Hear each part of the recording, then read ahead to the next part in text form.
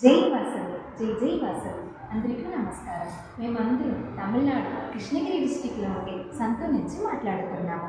ఈ నెల 12వ తేదీ బుధవారము శ్రీ క్రోతినామ సంవత్సరం ఉత్తరాయణం శిశిర ఋతువు కుంభమాసం శుక్లపక్షం త్రయోదశి తిథి నాడు జరగబోయి శ్రీ వినాయక, శ్రీ సుబ్రహ్మణ్య, శ్రీ లక్ష్మీనారాయణ స్వామి సమేత శ్రీ వాసవి కన్నికా పరమేశ్వరి దేవి ప్రాణ ప్రతిష్టాపన మరియు మహాకుంభాభిషేకం మహోత్సవానికి మీ అందరినీ పేరు పేరున ఆహ్వానిస్తున్నాము.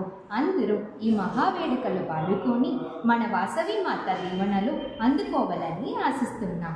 లోకా సమస్త సుఖినో భవంతు. జై వాసవి, జై జై వాసవి.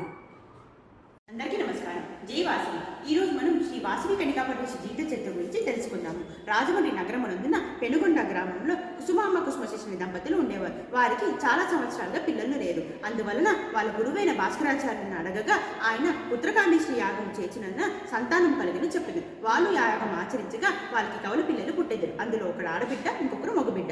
వారి జాతకాలు పరిశీలించగా వాళ్ళు విష్ణు వంశంతో పుట్టినందువలన ఒకరికి వాసవి, ఇంకొకరి విరూపాక్షుడు అనే నామధేయం చేసేద్దరు. వాసవి చిన్నప్పటి నుంచి చాలా తెలివైనది, గుణవంతరాలు, సౌందర్యవంతరాలుగా ఉండేది. ఆమె ఎప్పుడు శివారాధన చేస్తూ భక్తి భావనతో కలిగి ఉండేది. 10 మంది ఆమెను చూసి ఆదర్శంగా తీసుకునేవారు.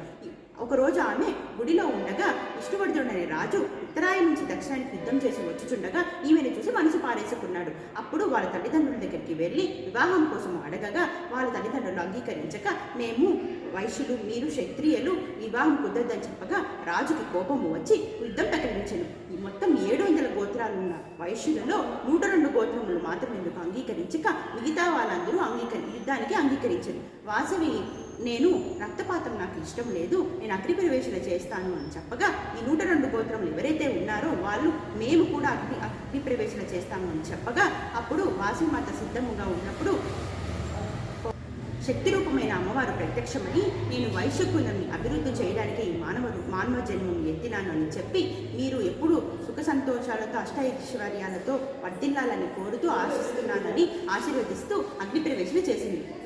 ఆమెతో పాటు 102 గోత్రములు ఉన్న వాళ్ళు కూడా అగ్ని ప్రవేశన చేశారు.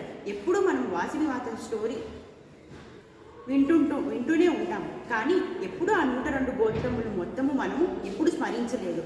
పేర్లు తలుచుకుంటూ ఒక్కొక్క గోత్రంకి ఒక్కొక్క ఋషి ఉన్నారు. వాళ్ళ పేర్లు కూడా స్మరిస్తూ వాళ్ళకి మనస్ఫూర్తిగా రుణపడి ఉంటామని ఒప్పుతూ ధన్యవాదాలు. జై వాసవి. త్రివిక్రమకుల తరుణీస తుప్పాల సాండిల్యస తందికుల దూర్వాశస దీక్షమసెట్ల మారీసనస ధనకుండకుల వ్యాసన్ ధేనుకుల కృష్ణస పద్మశెట్ల మునిరాజస పైడికుల గార్గస బౌసకుల సుకాంచనస పృథ్వీశెట్ల పాత్కవస త్రివిశిష్టకుల పరపరాయణస పరోటయాచకుల సువర్ణస కరపాల కౌశికస కామశెట్ల కౌందేయస క్రమశిష్యకుల సరపంకస కన్యకుల ఉత్రిపునస సింధకుల సత్యవర్షస చంద్రకుల చతుదర్శస పాపాల పారశర్యస శ్రీలకుల శ్రీవర్షస కోడకుల శ్రైపాయస గోపకుల గోపకస ఉమయస్కుల వామదేగస ప్రోళికుల బౌటర్గస వెన్నకుల మలస విభదిశెట్ల విశ్వలేయస విక్రమశెట్ల విశ్వామిత్రస వెలిశెట్ల ప్రాణశిరస అశుభాల అగస్త్యకుల తందికుల సుదీక్షణస జౌనకుల జరత్కారస కణబకుల పల్లవస